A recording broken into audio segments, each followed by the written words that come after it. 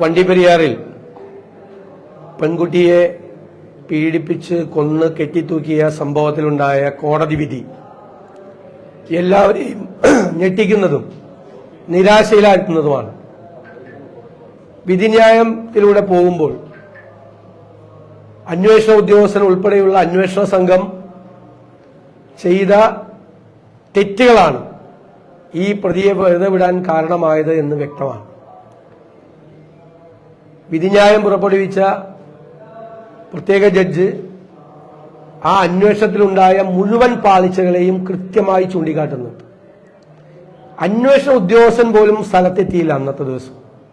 പിറ്റേ ദിവസമാണ് സ്ഥലത്തെത്തിയത്. പിറ്റേ ദിവസം സ്ഥലത്തെത്തിയിട്ട് പോലും സാധാരണയായി ഇത്രയും സംശയകരമായ മരണങ്ങൾ ഉണ്ടാകുമ്പോൾ എടുക്കേണ്ട പ്രാഥമികമായ തെളിവുകൾ പോലും ശേഖരിച്ചിട്ടുണ്ടായിരുന്നില്ല. പിന്നീടാണ് തെളിവുകൾ ഉണ്ടാക്കാൻ ശ്രമിച്ചത്.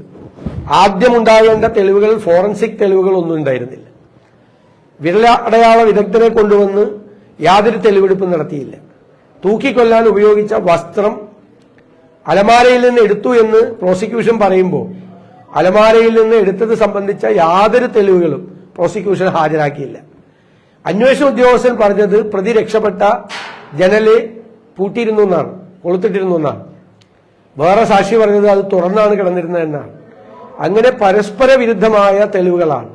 ആവശ്യമായ യാതൊരു തെളിവുകളും കേസിൽ സ്വീകരിച്ചിട്ടില്ല. 6 വയസ്സുള്ളൊരു പെൺകുട്ടിയെ പീഡിപ്പിച്ച് കൊന്ന് കെട്ടിത്തൂക്കിയ സംഭവം എത്ര ലാഘവത്വത്തോടു കൂടിയാണ് കേരള പോലീസ് കൈകാര്യം ചെയ്തത് എന്നതിന്റെ ഏറ്റവും ഉദാഹരണമാണ്.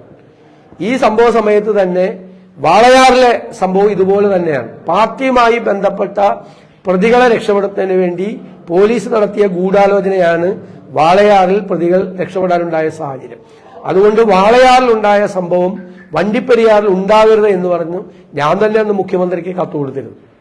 അതുപോലെ SC/ST അട്രോസിറ്റീസ് ആക്ടിൽപ്പെടുത്തി ഈ കേസ് ആ വകുപ്പ് കൂടി ചേർക്കണമെന്ന് സാമൂഹ്യ പ്രവർത്തകരും രാഷ്ട്രീയ പ്രവർത്തകരും നിരന്തരമായി ഇടുക്കിയിൽ ആവശ്യപ്പെട്ടിരുന്നു.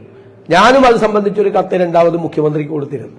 അത് ചേർത്തില്ല. അത് ചേർത്തിരുന്നുവെങ്കിൽ ആ കുടുംബത്തിന് എന്തെങ്കിലും ഒരു സഹായധനമെങ്കിലും ആ ആക്ടിന്റെ പരിധിയിൽ നിന്നുകൊണ്ട് ലഭ്യമാകുമായിരുന്നു. എല്ലാ അവസരങ്ങളെയും നിഷേധിച്ചത് പാർട്ടിയുമായി ബന്ധപ്പെട്ട ഒരാളെ രക്ഷപ്പെടുത്താൻ വേണ്ടി നടത്തിയിട്ടുള്ള ശ്രമമാണ്. ഒരു തെളിവും ശേഖരിക്കാതെ ഇതുപോലുള്ള സംഭവം നടന്നിട്ട് അന്വേഷണ ഉദ്യോഗസ്ഥനായ CI പിറ്റേ ദിവസമാണ് ഈ പ്ലേസ് ഓഫ് ഒക്കറൻസിൽ സംഭവം നടന്ന സ്ഥലത്ത് എത്തിയത് എന്നുള്ള വിധിന്യായത്തിലെ പ്രസ്താവന തന്നെ എത്ര ലാഘവത്വത്തോടു കൂടിയാണ് ഈ കേസ് ഇവർ കൈകാര്യം ചെയ്തത് എന്നതിന്റെ ഉദാഹരണമാണ്.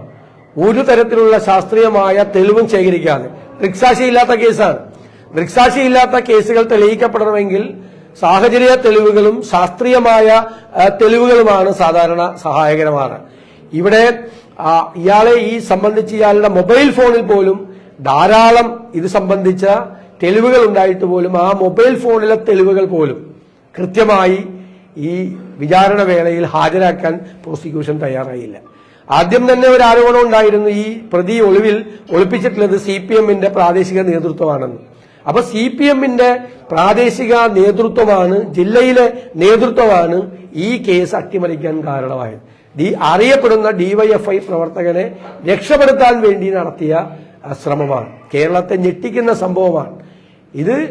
ഗവൺമെന്റ് സ്വന്തം ആളുകൾക്ക് വേണ്ടി, സർക്കാരും പോലീസും സ്വന്തം ആളുകൾക്ക് വേണ്ടി എന്തും ചെയ്തു കൊടുക്കും എന്നതിന്റെ എത്ര വലിയ ക്രൂരകൃത്യം നടത്തിയാലും അത് അവർ ചെയ്തു കൊടുക്കും എന്നുള്ള ഒന്നുകൂടി അടിവരയിട്ട് ഇവിടെ പറയേണ്ട സ്ഥിതിയിലേക്കാണ് വന്നിരിക്കുന്നത്. ആ കോടതിക്ക് പുറത്ത് ആ അമ്മയുടെ നിലവിളിയാണ് കേരളത്തിന്റെ ചങ്കിൽ കൊള്ളേണ്ട നിലവിളിയാണ് അമ്മയുടെ നിലവിളി.